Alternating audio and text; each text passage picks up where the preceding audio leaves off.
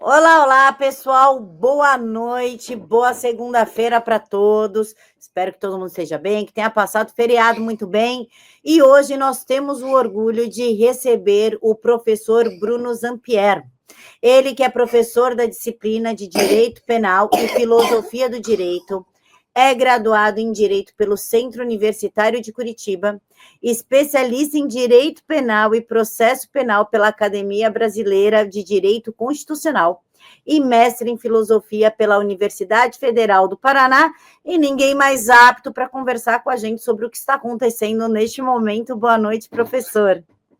Olá, muito boa noite, Camila. É um prazer estar aqui com vocês. Eu agradeço especialmente a TVD pela oportunidade. Espero poder contribuir hoje aí com vocês com algumas ideias aí sobre o direito penal brasileiro. Professor, primeiro eu gostaria que o senhor explicasse a chamada do seu livro, né? Vamos começar explicando o inacreditável direito penal brasileiro. Por que inacreditável?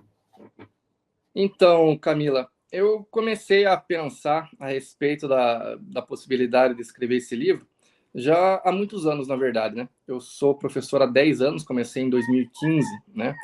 E o que acontece? Desde que eu comecei a dar aulas, eu, na necessidade de estudar de forma mais detalhada, de forma mais específica, vários pontos da nossa legislação penal, eu comecei a me dar conta sobre a quantidade de brechas, de equívocos, de erros, enfim, de todo tipo que existem na nossa legislação penal. E aí, ministrando as aulas, eu fui percebendo frequentemente a indignação de muitos alunos quando começavam a compreender esses dispositivos, vamos dizer assim, tanto quanto estranhos da nossa legislação penal. Alguns deles são, de fato, assim, parecem ser simplesmente erros crassos do legislador, erros grosseiros da legislação, contradições, enfim. Outras situações, nós percebemos ali vantagens, benefícios sendo concedidos a criminosos, né? Em várias situações, benefícios concedidos a presos aí de altíssima periculosidade. Então, à medida que eu fui percebendo e me dando conta disso, e também à medida que eu fui percebendo também a indignação que os alunos frequentemente recebiam essas informações, eu comecei a conceber então a ideia de escrever um livro onde pudesse reunir tudo aquilo que existe de, vamos dizer, estranho na nossa legislação, né? Então essa ideia foi se arrastando aí durante alguns anos. Eu fui compilando alguns dados, algumas informações e, claro, aí também eu percebia que não existia nenhum livro que tratasse desse assunto. Claro que existem muitas obras técnicas de direito penal em que esses erros, essas falhas são apontadas e criticadas por outros doutrinadores, mas esses erros, essas falhas são criticadas de maneira assim pontual, digamos assim, né? Então você tem lá obras técnicas que os estudantes se dedicam a ler durante a faculdade, enfim, obras aí, inclusive citadas por ministros no STF, né, no STJ, que eventualmente comentam a respeito dessas brechas, dessas falhas na legislação. Mas, como eu disse, são assim críticas pontuais, né? Não existe uma obra, né, no Brasil que tratasse especificamente somente desses problemas da legislação. Então foi o que eu resolvi fazer aí. Então, nesse ano, completando 10 anos que eu sou professor, então eu resolvi escrever esse livro aí até como uma forma de uma comemoração particular, né, pelos meus 10 anos como professor, e lancei então essa obra aí que procura reunir esses problemas da legislação penal brasileira. Já adianto que nesse livro aí não estão todos os problemas da legislação, estão apenas uma parte deles, né? Quem sabe se fosse para colocar todos os problemas da nossa legislação, provavelmente ia dar para escrever um livro 3 ou 4 vezes maior do que esse que eu estou publicando, né? Quem sabe que no futuro aí eu continue adicionando detalhes nesse livro aí, esse livro vai aumentar de tamanho, né? Mas por enquanto eu coloquei aí aquelas que eu julguei assim serem mais interessantes, aquelas que são, digamos, menos conhecidas, né? Eu vejo que existem muitas polêmicas na legislação que já são bastante debatidas no meio público, na mídia, né? Como, por exemplo, a questão da maioridade penal, a tal das saidinhas, né? E assim por diante. Então, tem vários assuntos que já são debatidos, já são conhecidos pela sociedade. Mas eu procurei, então, escrever esse livro aí colocando aqueles pontos da lei que as pessoas, em geral, não conhecem. E um último detalhe, eu procurei escrever esse livro também numa linguagem bem simples, né? No início, eu estava pensando em escrever ele numa linguagem mais técnica, voltada mais para estudiosos do direito, mas aí eu comecei a perceber que, na verdade, o problema da nossa legislação penal é claro que ele afeta de uma maneira drástica todos nós, né? Seja você um estudante, seja você um profissional do direito ou não, né? Todos nós somos vítimas, ou infelizmente já fomos vítimas, né? De alguns crimes aí, e muitos desses criminosos, então, recebem esses benefícios previstos na legislação. Então, eu resolvi escrever um livro aí com uma linguagem bastante simples, para que toda pessoa consiga entender o que acontece, o que está escrito no nosso Código Penal, em algumas legislações especiais, como, por exemplo, a lei de drogas, legislação eleitoral, e assim por diante, né? Então, são aí um recorte de vários dispositivos penais que tratam de situações, para usar uma palavra bem clara, situações absurdas da nossa legislação. Professor, outro fator que chama a atenção no seu livro é a mentirinha dos juristas, a lenda negra da Inquisição. Sim, Fidel Castro matou muito mais que a Inquisição. Por que mentirinha dos juristas e Fidel Castro? Qual que é a ligação? Então, esse primeiro tópico aí é uma provocação, né?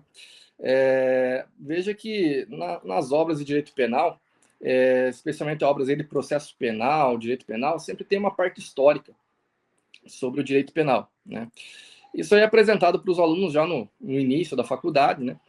E é sempre comentado muito aí sobre a questão da Inquisição, né? Aliás, o Tribunal da Inquisição, o Tribunal Medieval da Inquisição, ele aparece na literatura, ele aparece no cinema, e também ele aparece aí nas obras técnicas de direito penal. E, enfim, o Tribunal da Inquisição ele é sempre apresentado como se fosse aí um período, né, obscuro, um período de grande violência organizada pelo Estado, em conluio com a religião cristã, com a Igreja Católica e assim por diante. Sob o argumento de que esse Tribunal de Inquisição teria perseguido e matado, exterminado milhões de pessoas. É muito comum que as pessoas tenham essa ideia da Idade Média como sendo uma idade das trevas, um período em que a Igreja usou do poder para perseguir e matar pessoas que não comungavam da mesma fé e assim por diante, né? E aí, nesses livros, né, de direito penal e processo penal, fica aquele paradigma, digamos assim, da Inquisição como sendo aquele modelo de processo penal, aquele modelo de direito penal que é autoritário, que é violento, que é agressivo, que é intolerante, né? Mas o fato é que, quando nós observamos aí muitos historiadores contemporâneos que têm revisitado o problema da Inquisição, nós observamos que a lenda negra da Inquisição, a ideia de que a Inquisição medieval foi um verdadeiro holocausto que exterminou milhões de pessoas, nós percebemos que isso daí, na verdade, não passa de uma lenda, né? É verdade, sim, que a Inquisição aplicou tortura, aplicou penas de morte, né? Mas é preciso dizer que, fazendo uma reflexão, que eu apresento alguns pontos aí no livro, né, nesse tópico aí, nós precisamos refletir que simplesmente todos os povos do mundo, no período medieval, aplicavam penas de tortura, penas de morte. Então, a Inquisição não foi um tribunal, digamos, isolado no cenário mundial da época a aplicar penas de tortura e penas de morte, né? As torturas e penas de morte eram aplicadas também pelos islâmicos, pelos povos bárbaros da própria Europa, né? Pelos árabes, pelos chineses, enfim, pelas próprias tribos indígenas brasileiras, pelas tribos africanas, todos eles aplicavam sanções terríveis contra seus inimigos ou contra aqueles que violavam as normas de suas comunidades, né? Então, infelizmente, a verdade é que a tortura e a pena de morte sempre foi algo comum na história da humanidade. Ela não é algo exclusivo, nem de longe, não é algo exclusivo da Inquisição. Aí o que acontece? Quando nós observamos alguns estudos aí de grandes especialistas no período medieval, inclusive dentro do direito penal, né? Como, por exemplo, o professor Luiz Regis Prado, um historiador da Universidade de Harvard, que eu cito aí também, o Thomas Woods, né? Eles fazem estudos sobre isso. Eles vão mostrar que, na verdade, a Inquisição ela foi responsável, na verdade, por um progresso em termos de garantias processuais aos acusados, né? Então, na Inquisição, na verdade, a pena de morte, as penas de tortura, elas eram aplicadas excepcionalmente. A quantidade de indivíduos condenados à morte na Inquisição, ela é muito reduzida, na verdade. Inclusive, tem uma obra lá do Ricardo da Costa, que eu cito aí também no livro, né, em que ele mostra ali dados, por exemplo, da Inquisição Espanhola, que é tradicionalmente apontada como sendo a Inquisição mais severa que aconteceu, né, a mais violenta de todas, que aconteceu na Espanha, né? Nessa Inquisição Espanhola, quando você vai verificar ali o número de pessoas executadas, eles, assim, não passam de 30, 40 indivíduos no espaço ali de 100, 200 anos, né? Então, ele faz uma análise ali de vários países, né, de várias regiões que eram abrangidas pela Inquisição Espanhola, e você vai verificando ali que em um espaço, por exemplo, de 100 anos, 200 anos, em diversas regiões ali, os condenados à morte não passavam de 20, 30 indivíduos, né? Então, ou seja, eram apenas casos muito, muito excepcionais que recebiam condenação pela pena de morte. Além disso, veja que o Tribunal da Inquisição, ele é um dos únicos tribunais da história em que, se o indivíduo confessasse e manifestasse arrependimento pelas suas infrações, ele ficava ali isento das punições mais severas, né? Veja que não existe nenhum tribunal do mundo em que o réu ele confessa e manifesta arrependimento e fica perdoado das penas mais severas previstas na legislação. Geralmente vai ser o contrário, né? O cara confessa e vai ser executado, ele confessa e vai ser torturado. Na Inquisição, não. O cara ele confessava, admitia, ele recebia penas alternativas, né? No final das contas, a Inquisição ela aplicava, em 80%, 90% dos casos, penas alternativas, penas de caráter espiritual, religioso, né? Como, por exemplo, tem uns casos lá em que o cara era obrigado a subir de joelhos a escadaria da igreja, pagar algum dízimo, algum valor para a igreja, se retratar publicamente, coisa do tipo, né? Então, é um tribunal que apenas, muito excepcionalmente, aplicava a pena de morte e a tortura, né?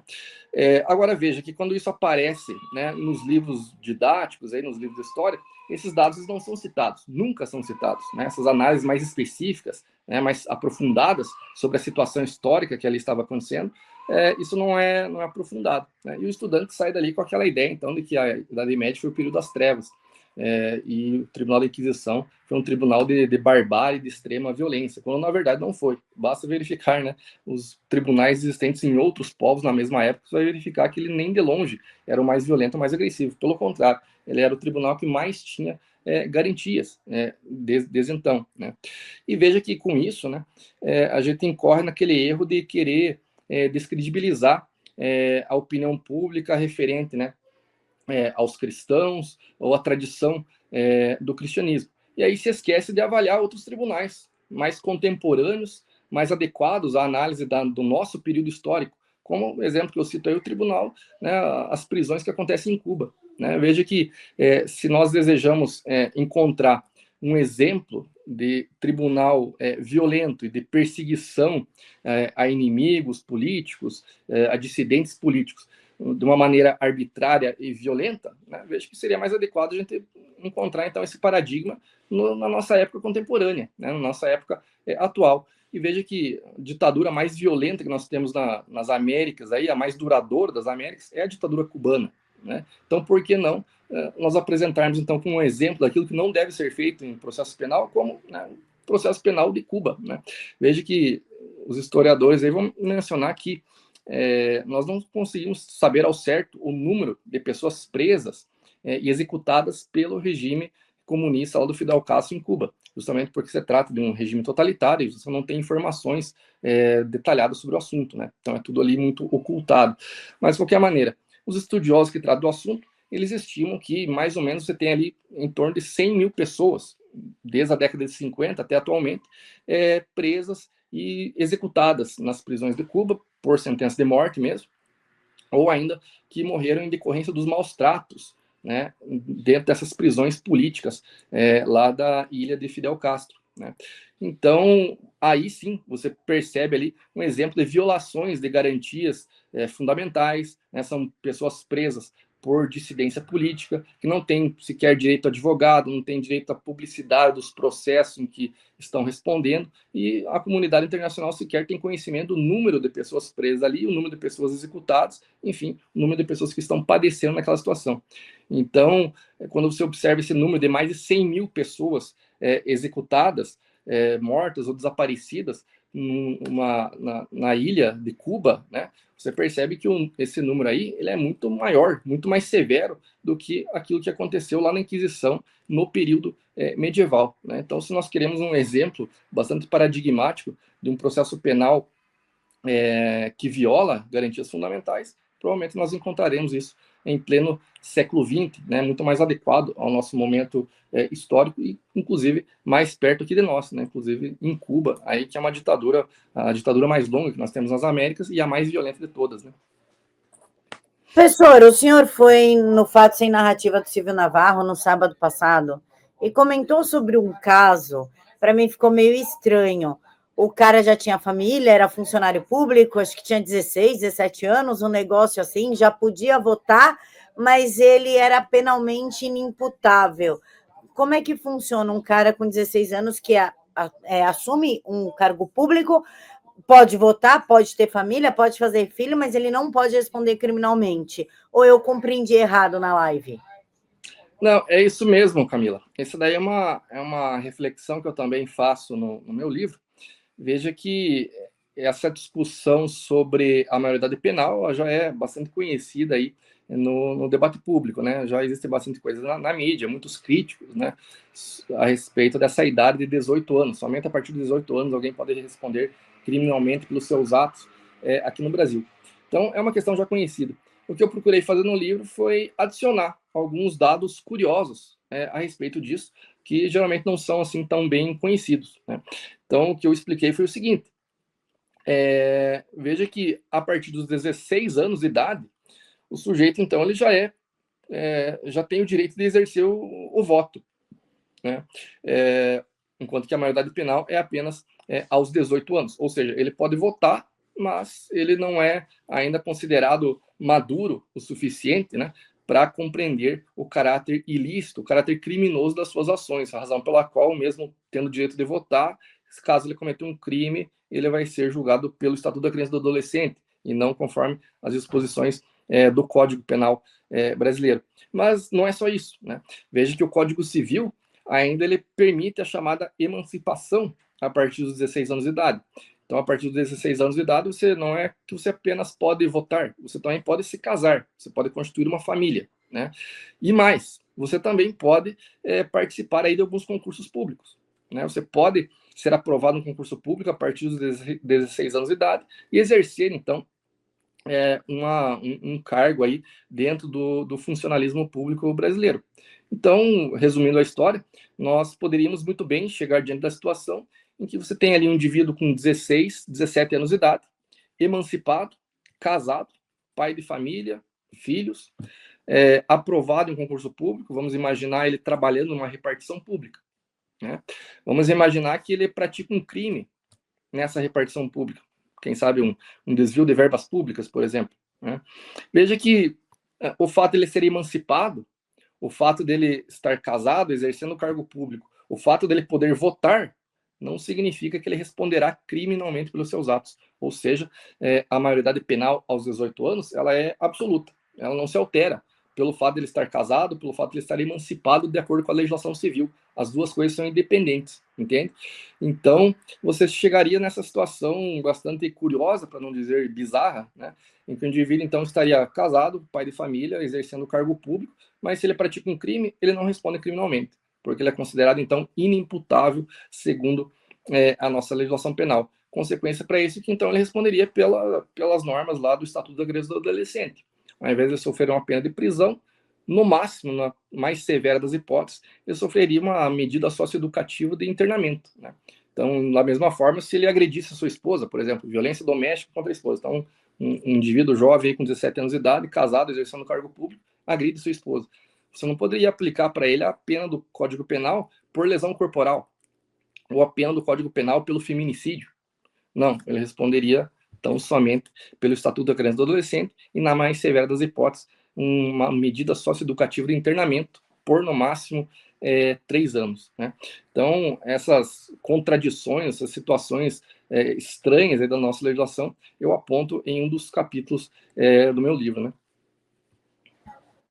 Professor, outro debate que eu também vi que tem aqui no seu livro é as saidinhas, oportunidade para fugas e crimes. A sociedade tem debatido muito a respeito das saidinhas, mesmo porque muitos homens que estão presos por conta da Lei Maria da Penha aproveitam essas saidinhas para matarem as suas companheiras e presos para matarem seus desafetos. Como o senhor vê essa questão da saidinha e já emendo audiência de custódia? Perfeito. Obrigado, Camila. Então, veja, a saidinha ela já é uma questão bastante criticada, né, na mídia, né, na opinião pública em geral. O fato é que, ano passado, houve uma alteração legislativa na Lei de Execução Penal, Lei 7.210/84, em que os requisitos e as possibilidades da saidinha, elas foram reduzidas bastante, né? Tecnicamente, a gente chama a saidinha de saída temporária, né? Saída temporária é o nome que está na Lei de Execução Penal, né? Recebeu esse apelido aí de saidinha, né? Veja que até 2024, você poderia conceder essas saídas temporárias para simplesmente todo e qualquer preso que estava no regime semiaberto, né? Só para abrir um parênteses aqui na explicação, veja que no Brasil as penas privativas de liberdade elas são cumpridas no chamado sistema progressivo, né? Sistema progressivo significa que o indivíduo que ele é condenado a uma pena de prisão, ele ingressa no sistema penitenciário cumprindo a pena de uma maneira mais rígida, de uma maneira mais severa, que é o regime fechado, né? E aí, a partir de um certo tempo de cumprimento da pena, e desde que ele manifeste bom comportamento, ele progride de regime. Progredir de regime significa ele sair desse sistema mais severo e ir para um sistema mais ameno, mais leve de cumprimento da pena. Então, aí nós temos 3 regimes, né? O fechado, o semiaberto e o aberto, né? Então, veja que são 3 formas de cumprimento da pena privativa de liberdade. Pois bem, no caso da saída temporária, veja que esse se tratava de um direito dos presos em regime semiaberto, né? Veja que no semiaberto, como é que funciona? Basicamente, né, para resumir bastante aqui, no regime semiaberto, o indivíduo ele pode trabalhar durante o dia fora da penitenciária, sem vigilância direta, né? Então ele sai, frequentemente ele pega um ônibus ali na porta da penitenciária que leva ele até alguma empresa, alguma indústria credenciada junto ao sistema de justiça, e aí ele exerce seu trabalho ali, no período da manhã e à noite, e à tarde ele retorna para dormir, para posar ali no sistema semiaberto, né? Pois é, mas além disso, né, no sistema semiaberto ainda era possível, então, a saidinha. A saidinha, como eu disse, ela era permitida para simplesmente todo e qualquer preso. Não importava a gravidade do crime praticado. Não importava se o indivíduo ele era chefe de facção criminosa, se ele havia liderado um grupo criminoso para fazer um assalto, para fazer um sequestro, se ele estava condenado por estupro, por homicídio qualificado, por latrocínio. Enfim, simplesmente a legislação não fazia diferença entre o indivíduo que praticava um pequeno furto e aquele indivíduo que praticava uma chacina ou um estupro coletivo. Enfim, não havia diferença de gravidade do crime, simplesmente qualquer condenado no Brasil que estava no regime semiaberto, né, iniciando a pena no regime semiaberto ou progredindo do fechado para o semiaberto, ele já teria direito, então, a essas saidinhas, né? E aí, enfim, as saidinhas elas eram concedidas por até 7 dias, né? Então, havia um intervalo relativamente longo ali, 7 dias, né? O indivíduo ele podia sair, geralmente concedido nos períodos por exemplo, Dia das Mães, né? Natal, Ano Novo, né? Sob o pretexto de que havia interesse aí de preservar os vínculos familiares, né? Do preso. E aí tivemos várias situações bastante curiosas, né? Mencionadas a exaustão aí pela mídia, né? Como, por exemplo, a Suzana Richthofen recebendo a saidinha por ocasião do Dia das Mães, né? E assim por diante, e outras situações semelhantes, né? Alexandre Nardoni, da mesma forma, né? Recebendo saidinha nesses períodos aí de Natal, Ano Novo, etc, né? Ou seja, crimes aí bárbaros que chocaram a opinião pública brasileira, e não só no Brasil, mas internacionalmente também, recebendo esse direito. Então, isso aí foi alvo de muitas críticas, né, já há bastante tempo aí na opinião pública brasileira. De qualquer maneira, Em 2024, no ano passado, então, tivemos uma alteração, e agora ficou proibido a concessão de saidinhas aos condenados por crimes hediondos, né? Então, foi limitado. Então, agora você só pode conceder a saidinha para aqueles condenados por crimes comuns, né? Bom, a coisa ficou um pouco mais rígida, com certeza. Mas, de qualquer maneira, perceba que esse direito ele continua, então, sendo concedido a diversos tipos de crimes em que o Brasil é simplesmente recordista, né? Então, por exemplo, furtos, estelionatos, né? Lesão corporal e assim por diante, né? Crimes aí que o Brasil, infelizmente, é recordista. Aliás, a quantidade de estelionatos por ano, né, supera 1 milhão de casos, só para você ter ideia, né? O furtos também, né? Só em São Paulo, lá, só furtos de celular chega a praticamente 1 milhão também por ano, né? Então, são casos absurdos, assim, a quantidade imensa, né? Todos esses casos, eles continuam, então, tendo direito à saída temporária. E, em uma grande porcentagem de situações, o preso que sai na saída temporária, ele simplesmente não retorna, né? Já que justamente porque ele sai sem vigilância direta, né? Então, muitos aí acabam, digamos, aproveitando a oportunidade para não retornar para o sistema penitenciário. Inclusive, existem dados aí, se eu não me engano, do Conselho Nacional de Justiça, né, que vão mostrar que todo ano, né, em razão dessas saidinhas, você tem ali mais ou menos 1.000 presos, alguma coisa entre 1.000 e 2.000 presos, que não voltam para o sistema penitenciário justamente por ocasião dessas saidinhas. Veja que 1.000 presos significa a fuga, então, daquilo que seria equivalente a uma penitenciária inteira, né? Uma grande penitenciária no Brasil, ela comporta mais ou menos 1.000 presos, né? As grandes penitenciárias. Então, é mais ou menos esse número, uma penitenciária inteira em fuga só por conta das saidinhas todo ano, né? Como eu disse, o sistema ficou um pouco mais rígido agora, você não pode mais conceder isso para condenados por crimes hediondos, mas de qualquer maneira, condenados aí por roubos, furtos, estelionatos, fraudes, falsificação, etc., todos eles, né, ainda continuam recebendo esse benefício aí. Professor, no seu livro também fala sobre o limite de 40 anos de pena privativa de liberdade. E a gente sabe que ninguém cumpre 40 anos. Que tem um monte de... ele leu o livrinho, ele está com bom comportamento. Qualquer um tem um bom comportamento dentro da cadeia porque está longe do seu objetivo de crime.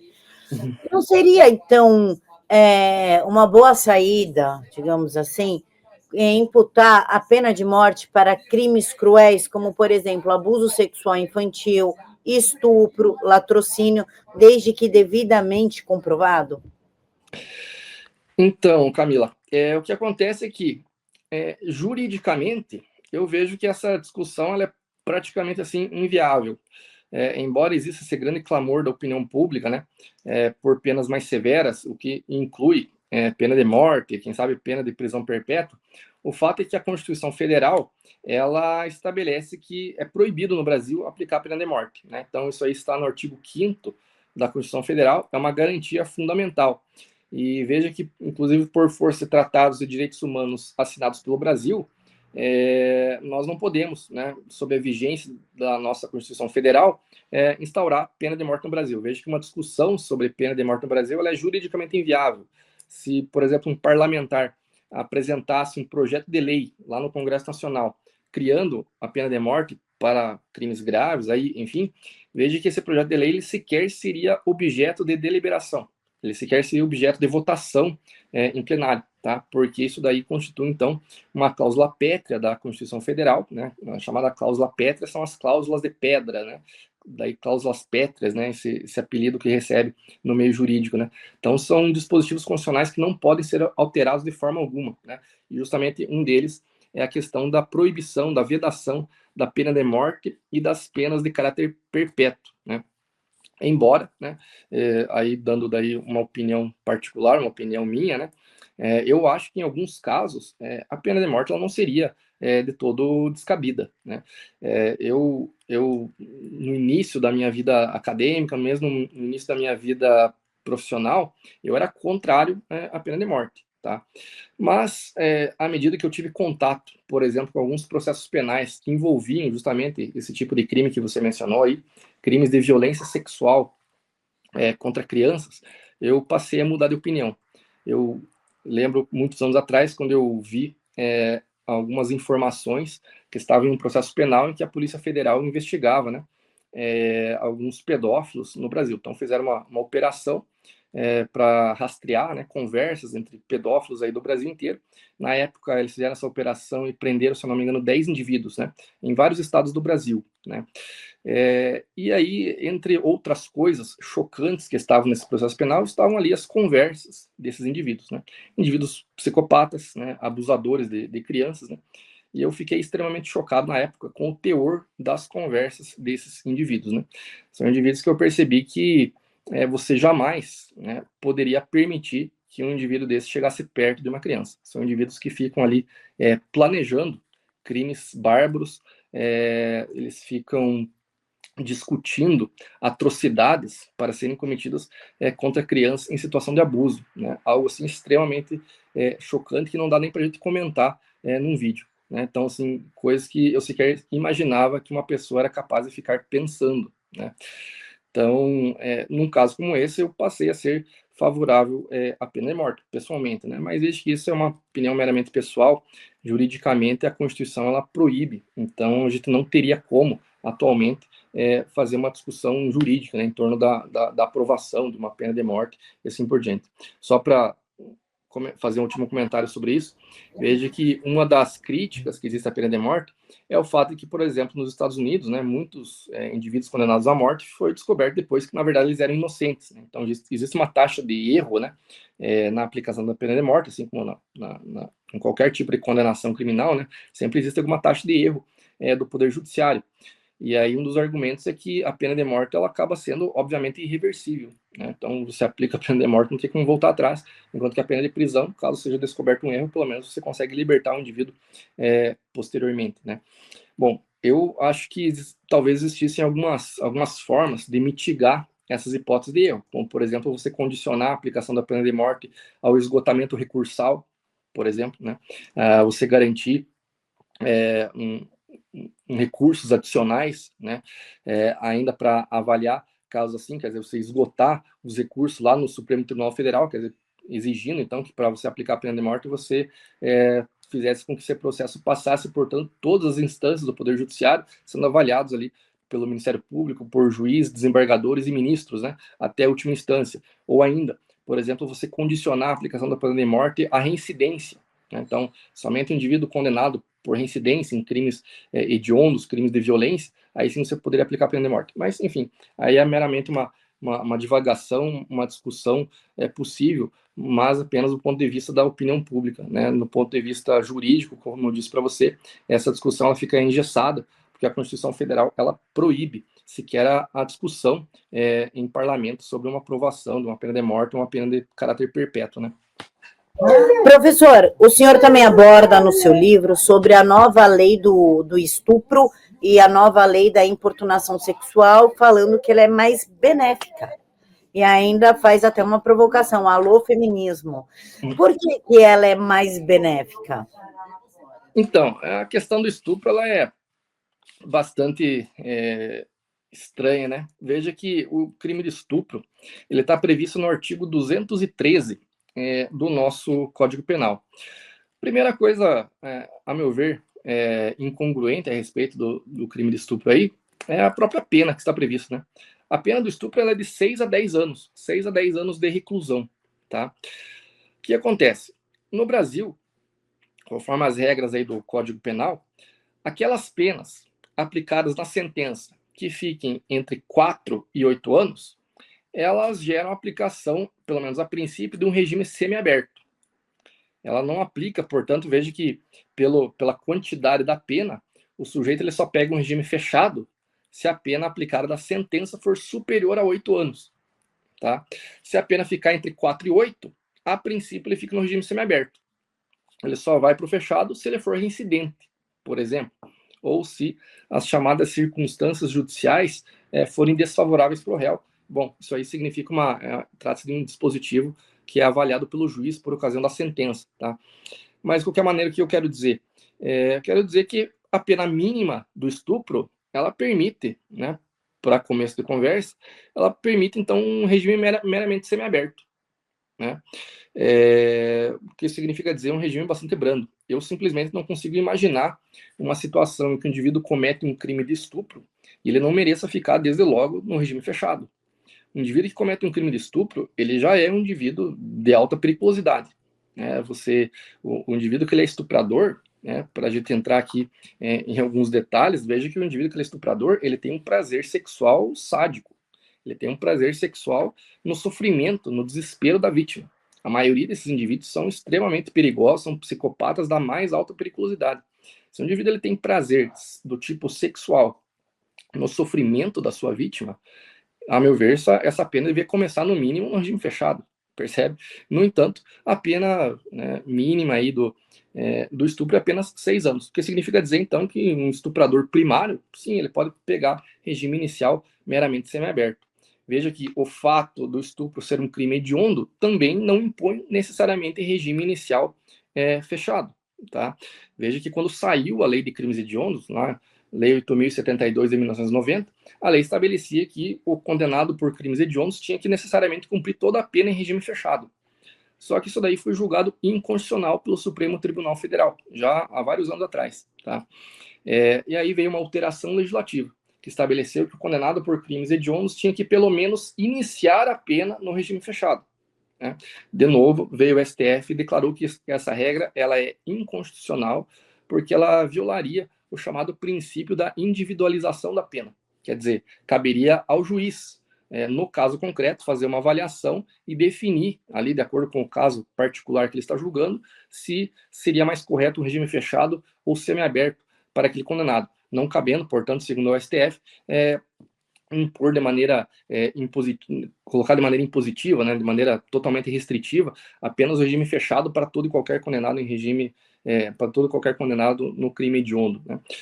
Ou seja, o fato de ele ter praticado um crime hediondo de estupro não significa necessariamente um regime inicial fechado, simplesmente o juiz ele pode, em tese sim, e acontece em vários casos, né, o cara pratica o estupro e inicia o cumprimento da sua pena em regime semiaberto. E só para adicionar mais alguns detalhes aí, veja que se o indivíduo, por exemplo, ele não chegar a consumar o estupro, né, se ele ficar apenas na tentativa, você pode imaginar um caso aí que o indivíduo ele tenta, vamos imaginar, ele tenta estuprar uma criança, ele pega uma criança, leva ela para uma casa, um local ermo, né, e ameaça essa criança, e quando ele está prestes a iniciar a consumação da barbárie, do ato sexual violento ali, ele é flagrado e preso.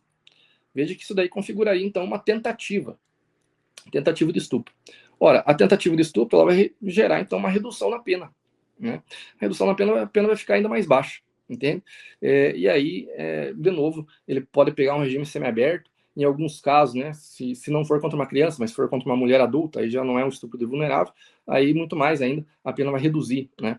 E aí, muito mais, ele pode até mesmo pegar um regime aberto, inicialmente. Isso é o que estabelece a legislação. Então, em tese, meramente um crime de estupro, ele pode receber meramente um regime aberto, quer dizer, cumprimento de pena domiciliar e coisas do tipo, né? Então, em tese, você percebe que a lei ela é completamente falha e ela apresenta não uma brecha, mas, ao meu ver, uma leniência muito grande, né, com um crime bárbaro, como é o caso do estupro. Né? Em relação à pergunta que você me fez, veja que houve uma alteração na redação aí do crime de estupro há alguns anos atrás, o que fez com que o condenado por crime de estupro tivesse um benefício, né, que já vem sendo aí aplicado pelos tribunais superiores. Tá? Vou tentar resumir aqui para você do que se trata a situação. Olha só, basicamente é o seguinte. Então, antigamente você tinha o crime de estupro no artigo 213 do Código Penal. Antigamente, a redação do crime de estupro, ele estabelecia que esse crime de estupro ele era praticado somente pelo homem contra a mulher. Né? O crime de estupro ele era tipicamente um crime de violência sexual, apenas, exclusivamente, do homem contra a mulher. Né? Era chamada conjunção carnal, mediante violência ou grave ameaça. Né? Para falar um português bem claro, né? A chamada conjunção carnal, nos termos jurídicos, né? Significa pênis e vagina. Né? Então, o ato sexual entre homem e mulher. Né? Isso seria o estupro, apenas nesta modalidade. Né? Aí, todas as outras formas de violência sexual que possa ser imaginado, elas acabavam caracterizando um outro crime, chamado de atentado violento ao pudor, que existia antigamente e hoje não existe mais, tá? Então, antigamente, as outras formas de violência sexual, como, por exemplo, sexo anal, sexo oral, elas caracterizavam um outro crime, tá? Que era o chamado atentado violento ao pudor. Pois bem, o que acontecia, então, antigamente? Antigamente, se o estuprador, então, praticasse a chamada conjunção carnal com a vítima e ainda a submetesse a outras formas de violência sexual, o que acontecia? Ele era condenado por 2 crimes, pelo crime de estupro e mais o crime de atentado violento ao pudor. Então, na mesma violência, no mesmo ato, né, ele praticava ali múltiplas formas de violência sexual, ele era condenado pelos 2 crimes e as penas eram somadas. Isso fazia com que a pena aumentasse bastante, né, porque eram 2 crimes graves, 2 crimes com pena relativamente alta, então as penas eram somadas, a pena ficava alta. Né. O que aconteceu? O legislador fez uma alteração na redação do artigo 213.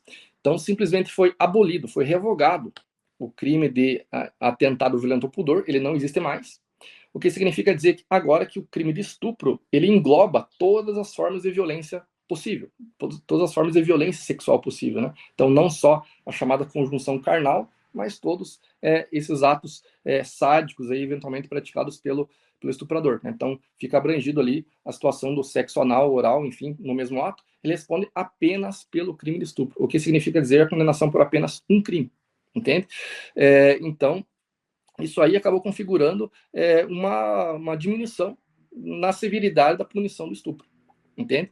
Inclusive, o Superior Tribunal de Justiça já determinou, então, que todos os condenados, todos os estupradores condenados anteriormente por crimes, né, que envolviam estupro, mais o somatório da pena com atentado violento ao pudor, tem que ter, então, a sua pena recalculada, porque agora fica abolido, então, o crime de atentado violento ao pudor, tudo fica subentendido, tudo fica embutido, então, no crime de estupro, que é apenas uma única pena aí, que vai apenas de 6 a 10 anos de reclusão e não mais o somatório. Né? Veja que, em relação a isso, né, eu pelo menos nunca vi um movimento feminista, por exemplo, fazer algum protesto em relação a esse assunto. Veja que o Brasil é um dos países, infelizmente, também recordista em crime de violência sexual, crime de estupro.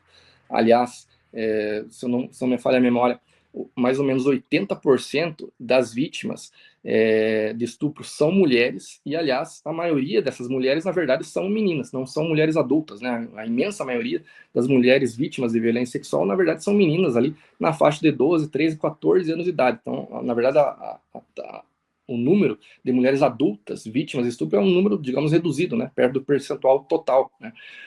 Ou seja, é um crime de grande barbárie, grande violência. E o que o legislador faz? Ao invés de estabelecer uma pena mais severa, ao invés de estabelecer um regime inicial fechado, aumentando a pena, não. Eles modificaram a legislação, acabando gerando, então, um benefício para estupradores que cometerem o crime atualmente, ou mesmo aqueles que cometeram o crime no passado que já estão condenados. Eles merecem, então, um recálculo desta pena, o que vai beneficiá-los, e, aliás, já está beneficiando muitos deles, né? Então, uma situação aí completamente absurda, incompreensível, e diante do total silêncio aí dos movimentos que reivindicam direitos das mulheres, né? Professor, no seu livro também fala a respeito da prescrição.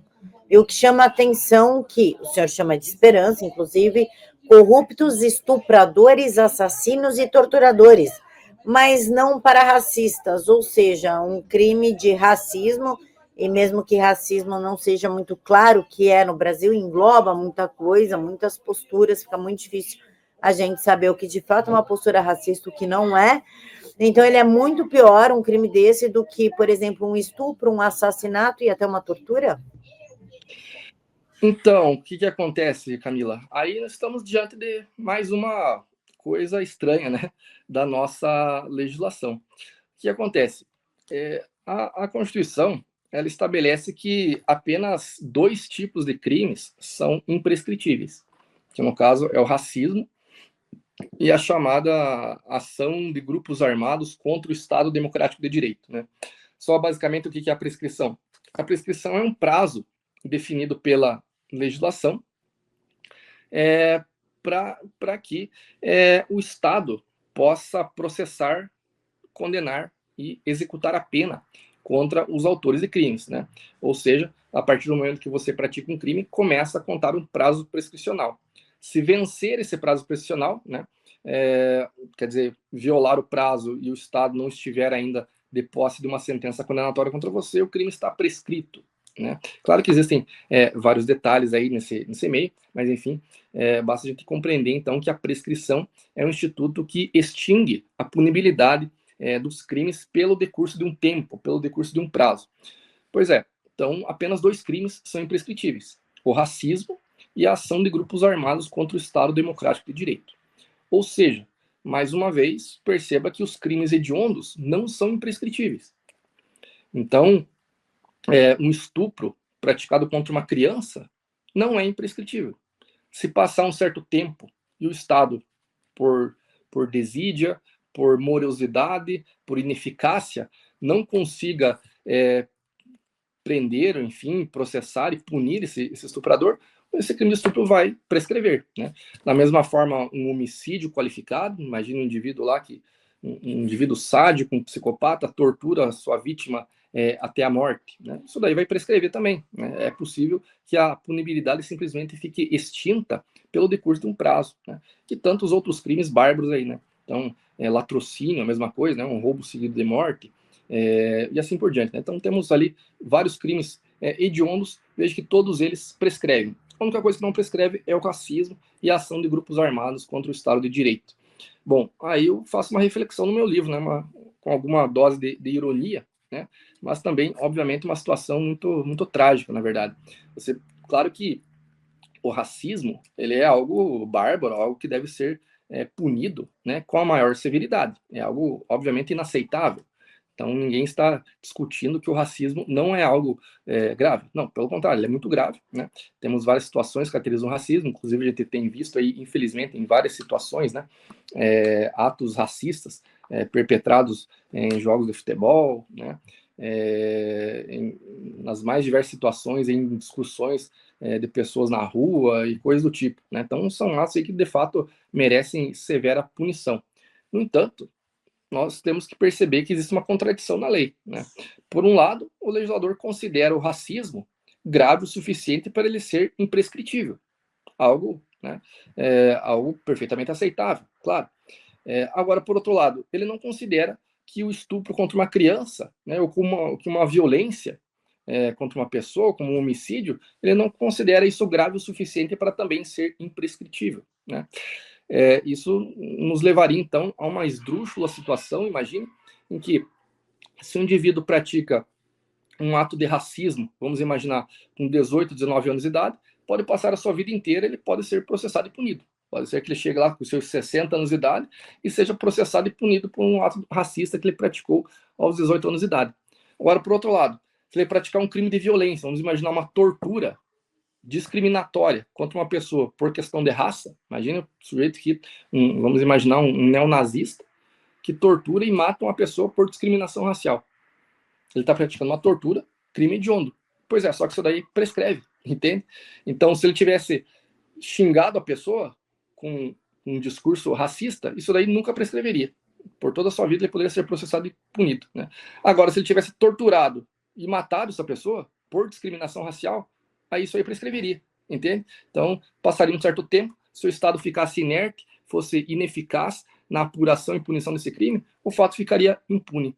Ou seja, é uma situação completamente contraditória e esdrúxula que existe aí na nossa legislação. Então, assim, ou o legislador inclui o racismo como crime hediondo também, né? Ou o legislador, pelo menos, coloca, então, os crimes hediondos também como imprescritíveis, né? Não faz sentido manter as duas coisas diferentes, né? Gera aí uma contradição e situações completamente absurdas da legislação, né? Professor, o senhor também fala sobre benefícios, inclusive fala de remissão de pena, que é mais um benefício para o preso, né? Que parece que vai diminuir a diminuição, pelo visto, né? Remissão, mais uma redução de pena. E o senhor também fala a respeito da sursis, mais um benefício mesmo para os crimes contra a pessoa. Ou seja, no Brasil ninguém mais vai ficar preso só se falar contra o regime político e racismo? na verdade, isso daí já existe há bastante tempo, né? Conforme eu disse para você no início, vejo que o pessoal discute bastante sobre a questão da maioridade penal, da pena de morte e tal, mas como eu comentei com você, eu procurei trazer no meu livro aí vários dispositivos que geralmente são pouco conhecidos, né? Mas que já estão aí há décadas na nossa legislação. Um deles é justamente a questão da remissão de pena, né? O que é a remissão de pena? A remissão de pena é um instituto jurídico previsto lá no Código Penal, na Lei de Execução Penal, que permite, então, ao condenado, ao preso, reduzir a sua pena através do trabalho, através do estudo e através até da leitura de livros, tá?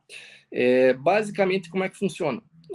Vejo que na questão da remissão pelo trabalho, a cada 3 dias de trabalho, o preso consegue reduzir 1 dia da sua pena, tá? No caso do estudo, a legislação permite que o preso, então, ele realize estudos enquanto está no sistema penitenciário, né, e vejo que é bastante amplo, né, essa possibilidade de estudos, né? Claro que isso depende muito também da estrutura do estabelecimento prisional onde está esse detento. Claro que nem todas as regiões do Brasil funcionam da mesma forma, né? De qualquer maneira, é possível ao preso, pelo menos em teoria, concluir o ensino médio, né? Vejo que existe possibilidade de estudo à distância, né? EAD, dentro das penitenciárias, até curso superior, cursos profissionalizantes, né? Então, várias penitenciárias possuem salas de aula no seu interior, né? Então, muitos presos ali, inclusive, são analfabetos, muitos presos entram na penitenciária analfabetos, saem de lá alfabetizados, né? Então, basicamente, a cada 12 horas de estudo, ele consegue, então, a redução de 1 dia da pena, né? E não é só isso. Vejo que existe, além disso, também a remissão pela leitura de livros. Algo que, aliás, começou aqui no estado do Paraná e depois acabou se espalhando aí por todos os estados do Brasil. Atualmente, no Brasil inteiro, existe a chamada remissão pela leitura de livros. Como é que funciona? Basicamente, o preso ele lê um livro, pode ser um livro de literatura, um livro de história, vai ter uma comissão pedagógica dentro da penitenciária, né? E aí ele faz um relatório sobre esse livro, tá? Essa comissão pedagógica avalia o livro e se ele atingir a nota 6, pelo menos essa é a nota estabelecida na maioria dos estados e no Brasil, né? Atingindo essa nota 6, ele consegue a remissão de 4 dias da sua pena, tá? Veja que essa remissão pela leitura de livros, ela fica limitada a apenas um livro por mês. Quer dizer, esse preso ele pode apresentar o relatório de um livro por mês e assim, a cada mês ele consegue reduzir 4 dias da sua pena pela leitura de livros, né? E como eu disse, né, esses livros aí são indicados, então, para uma comissão pedagógica. Questão dos 2 meses atrás, eu peguei o caso de um preso que havia lido e feito o relatório de um livro do Harry Potter. Harry Potter e a Pedra Filosofal. Aí ele fez a leitura do livro, fez o relatório, apresentou para a comissão, foi aprovado e conseguiu reduzir a sua pena em 4 dias. Veja que no total, então, um livro por mês, né, significa no ano, então, 48 dias de remissão somente pela leitura de livros. Tá? É possível o preso ele remir a sua pena, tudo isso ao mesmo tempo. Né? É possível que ele trabalhe, é possível que ele estude, é possível que ele leia livros durante a execução da pena. Né? Então, conforme eu disse, a cada 3 dias trabalhados, ele reduz 1 dia da pena, a cada 12 horas de estudo reduz mais 1 dia da pena, e a cada livro lido ele vai reduzir 4 dias da pena, pelo menos a cada mês. Né? O que significa dizer, veja que 48 dias de remissão por ano dá aí 1 mês e meio, né?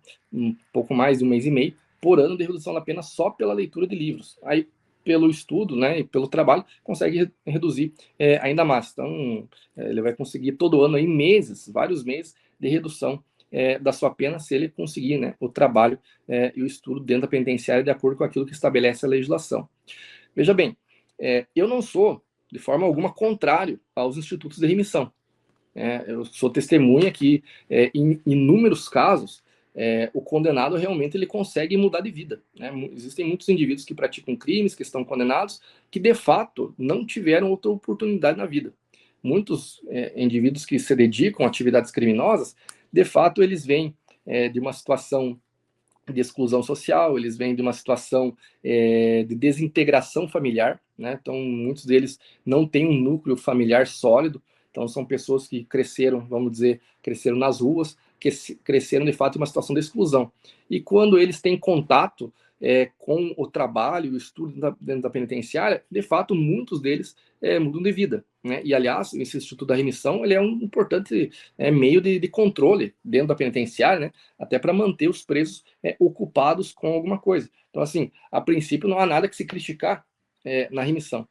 O problema, na minha opinião, é você simplesmente estabelecer o direito à remissão, através de todos esses institutos aí, de novo, para todo e qualquer tipo de crime, né? Não existe nenhuma restrição conforme a gravidade do crime.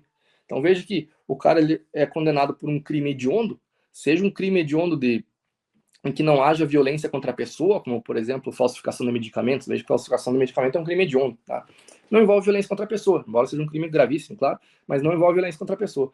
Mas também, se o cara cometer um crime de estupro, um crime de estupro de vulnerável contra a criança, um crime de tortura, um crime de homicídio qualificado, veja que a legislação ela é indiferente a isso. Ou seja, tanto o estuprador quanto o chefe da facção criminosa, o miliciano, aquele indivíduo que organiza empreitadas criminosas, enfim, os presos da mais alta periculosidade, todos eles têm igualmente direito à remissão da pena. Então, todos eles vão lá, trabalham, estudam, né, e conseguem, assim, reduzir drasticamente a sua pena. Outro detalhe, só para fechar esse comentário, veja que mesmo crimes de corrupção, eles permitem a remissão. Observe que a remissão, ela tem um dos objetivos da remissão, ela é promover a ressocialização do preso. E como eu disse, de fato, ela consegue fazer isso em muitos casos. Em muitos casos, né, você percebe ali uma mudança bastante impressionante de comportamentos de alguns indivíduos envolvidos com crimes. No entanto, perceba que nos casos de corrupção, por exemplo, você tem aí indivíduos condenados, inclusive muitos deles que já ocuparam ou ocupam altos cargos na administração pública, o que significa dizer que são pessoas que já têm bastante instrução, muitos aí condenados na Lava Jato, no Mensalão, eram indivíduos aí com formação acadêmica altíssima, né? Indivíduos aí, às vezes, com titulação acadêmica em universidades estrangeiras, né? Envolvidos em crimes com corrupção. E aí você pergunta, é justo que esses indivíduos tenham que sofrer uma ressocialização dentro da penitenciária através de leitura de livros ou realizar ali cursos profissionalizantes, técnicos, né, para funções e cargos que eles nunca vão exercer na vida, justamente porque eles têm uma conta bancária imensa e uma formação acadêmica bastante vasta? Eu vejo que nesses casos não faz nenhum sentido você aplicar a remissão para um indivíduo que já teve todas as oportunidades de estudo na sua vida e usou aquilo ali para praticar desvio de verbas públicas, né? Não tem o menor sentido. Mas, de qualquer maneira, é um direito tão estabelecido simplesmente para todo e qualquer criminoso do Brasil, seja ele condenado por crimes bárbaros, por crimes de extrema violência, seja ele condenado por crimes de colarinho branco, que geralmente são indivíduos aí já com bastante formação técnica, bastante formação profissional, e que não precisam dessa leitura de livros em penitenciária para serem ressocializados. Talvez precisassem mais de uma punição mais severa para mudar de comportamento, né? Professor, estamos caminhando para o final. Eu gostaria que o senhor, para a gente finalizar, falasse de uma coisa que me causou uma curiosidade, que é o item 7.1. Há quem considere a reincidência uma injustiça contra o réu. Alguém obrigou o réu a reincindir? Qual que é a lógica desse negócio, pelo amor de Deus? Então, o que é a reincidência, né? A reincidência, tecnicamente no Brasil, ela acontece quando você pratica um crime depois de você já ter uma sentença condenatória transitada em julgado por um crime anterior, né? Então, quer dizer, por exemplo, o indivíduo foi lá, praticou um furto, furtou um celular, respondeu a um processo criminal, foi sentenciado e condenado. Se após essa condenação, transitada em julgado, ele vai lá e pratica um segundo crime, ele é reincidente, tá? Veja que a reincidência, ela gera vários efeitos no processo penal, tá? Por exemplo, ela constitui uma agravante da pena. Então, o condenado reincidente, ele tem uma pena um pouquinho mais severa do que o condenado primário, né? Também gera efeitos aí na concessão do livramento condicional. Veja que o livramento condicional é outro benefício que eu trato aí no meu livro, né? Livramento condicional consiste na antecipação da liberdade do condenado ainda, né? Então ele não cumpre a pena até o final, então vai antecipar a saída dele do sistema, desde que ele cumpra alguns requisitos, tá? Mas de qualquer maneira, a reincidência gera efeitos também, digamos, ela cria dificuldades para concessão do livramento condicional, e assim por diante, né? O que acontece? Existem muitos doutrinadores, muitos estudiosos, muitos juristas, inclusive de renome, no Brasil e no mundo, inclusive, né? Que criticam esse instituto da reincidência. Basicamente, veja que não é à toa que eu cito isso, né? Isso eu cito justamente pelo fato de que você tem ali muitas pessoas estudiosas de renome, como eu disse, né? Que publicam aí muitos livros, muitas autoridades no assunto, autoridades em direito penal, tá? Cujas obras aí são citadas, né? Pelo nosso poder judiciário, né? São indivíduos aí muito influentes no direito penal brasileiro, que eu cito aí no livro, tá? E que eles simplesmente alegam, eles afirmam que o Instituto da Reincidência, para fins de você agravar a pena, ele seria injusto. Basicamente, o raciocínio deles é que, como é missão do Estado ressocializar o preso, ora, se ele já foi preso anteriormente e o Estado não conseguiu ressocializar ele, então é culpa do Estado o fato de que ele tenha praticado crimes novamente, de que ele tenha reincidido na prática criminosa. E, portanto, de acordo com esse raciocínio, não pode o indivíduo, né, o criminoso, ser penalizado pela ineficiência, pela ineficácia do Estado, né, que foi incapaz de colocar ele nos trilhos de uma vida honesta, de uma vida não criminosa, né? Então, eles vão considerar que a reincidência ela acaba incidindo naquilo que em direito penal se chama bis in idem, que significa você punir o indivíduo duas vezes pelo mesmo fato, né? Veja que isso é uma proibição clássica, né, no direito penal, um princípio básico de direito penal, que você nunca pode punir a pessoa duas vezes pelo mesmo fato. Então, eles entendem que a reincidência ela pune o indivíduo pelo crime que ele está praticando, pelo segundo crime que ele está praticando, mas aumentando a pena por um crime praticado anteriormente, que significa, então, repetir uma pena que ele já sofreu anteriormente, repetir na segunda condenação. Então, geraria um bis in idem, né? E também acabaria impondo ao condenado essa ineficácia do Estado em ressocializá-lo, né? Sem fazer a avaliação disso, de que, na verdade, o Estado fornece para ele diversos meios de ressocialização. Tem a remissão pelo trabalho, tem a remissão pelo estudo, tem a remissão pela leitura de livros, né? Você tem o livramento condicional, você tem a progressão de regime, você tem a visita íntima, você tem a visita dos familiares, né? Dentro das penitenciárias e assim por diante. Tem uma série de benefícios que permitem, né, que o preso mantenha o seu contato com a família, que ele tenha cursos profissionalizantes, que ele mude de vida. Mas, enfim, se mesmo assim o condenado não muda de vida, na opinião desses doutrinadores, então seria uma ineficácia então, do Estado, que, portanto, não pode punir de forma mais severa o criminoso numa segunda condenação. Eu considero particularmente absurdo, até porque esse raciocínio é apresentado aí em grandes obras de direito penal, sem que haja uma reflexão mais aprofundada sobre os problemas que isso geraria, sobre as incongruências e absurdos que isso geraria. Quer dizer, eles fazem essa crítica à questão da reincidência sem fazer qualquer análise mais aprofundada sobre a gravidade do crime, sobre a personalidade do indivíduo. O que significa dizer que, de acordo com a opinião desses doutrinadores aí, pelo menos a princípio, pelo menos por aquilo que se observa naquilo que está escrito em suas obras, que se o indivíduo pratica um estupro e depois ele vem a reincidir no estupro, ele deve receber uma pena idêntica ou uma pena até menor do que a pena anterior pelo crime de estupro. Ou seja, é como se ele estivesse recebendo, então, um aval do Estado, uma atenuante de pena pela prática de reincidir no crime de estupro, no crime de abuso contra crianças ou no crime de corrupção, por exemplo, né? Então, um corrupto que fica reincidindo no desvio de verbas públicas, ele deveria, então, ter uma atenuante na sua pena, né? Me parece completamente absurdo, por um motivo bastante simples, que, aliás, eu nunca vi eles analisando e comentando, que é o fato de que, no Brasil, de acordo com o artigo 59 do Código Penal, a finalidade da pena não é tão somente ressocializar o indivíduo, mas também retribuir o mal causado pelo seu delito, né? Então, é claro que, se ele não satisfeito em praticar um crime,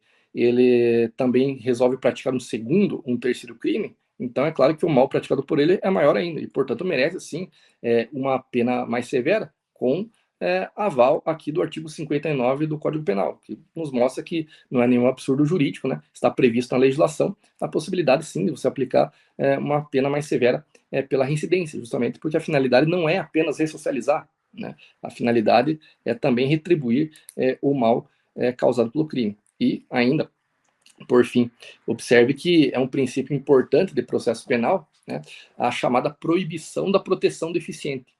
Todos nós temos direito à segurança pública, o que significa dizer que o Estado ele tem sim o dever de buscar neutralizar aqueles indivíduos que causam perigo, causam prejuízos para a segurança pública.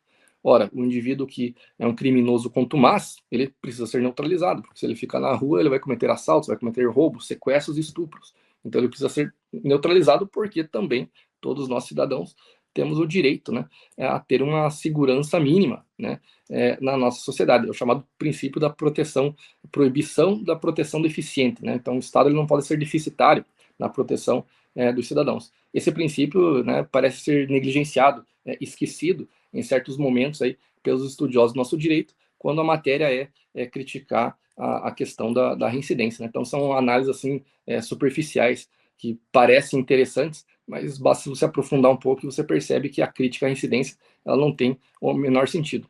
Eu não teria feito nenhuma análise sobre isso se ela não tivesse sendo feita por grandes estudiosos e extremamente influentes do direito penal brasileiro, que me parece uma coisa assim tanto quanto preocupante quando nós observamos a taxa absurda da criminalidade aí, crescente no Brasil. Professor, e como a gente faz para conseguir o seu livro? Bom, o meu livro, então, ele está sendo publicado, ele não está impresso ainda, ele está sendo impresso agora essa semana, ele está saindo, né? Creio que até o final do mês aí teremos os primeiros exemplares à disposição, mas de qualquer maneira ele já está em pré-venda lá no site da editora Armada, inclusive com 10% de desconto, né, por enquanto. Então, o pessoal que tiver interesse pode entrar em contato aí com a editora Armada através do site deles, né, e adquirir o livro aí com 10% de desconto por enquanto. Então é isso aí, pessoal. Livro com desconto. O livro já é bom, com desconto é melhor ainda. É só entrar no site que está aqui embaixo, editorarmada.com.br, e comprar na pré-venda, porque ele será liberado logo no começo de julho, tá? Na primeira semana de julho, o livro já será liberado e pronto, vocês vão aí ser os primeiros. E quem comprar não, né? Quem comprar, claro, marca o meu arroba e o arroba da editora Armada, postem nos stories, que a gente faz questão de recompartilhar os stories de vocês. Professor, quero agradecer toda a participação do senhor e a sua disponibilidade em nos atender. Camila, eu agradeço muito a oportunidade de estar aqui compartilhando essas ideias com vocês. Agradeço e parabenizo vocês pelo trabalho que vocês fazem. E, enfim, fico à disposição aí para futuras oportunidades, quem sabe, né? Então, agradeço e parabéns pelo trabalho de vocês. Nós que agradecemos, professor. E é isso, pessoal. Boa noite para todos. A gente se vê amanhã, terça-feira, 10h30 da noite, nesse mesmo horário. Boa noite a todos. Que Deus os abençoe. Beijos. Tchau. Boa noite.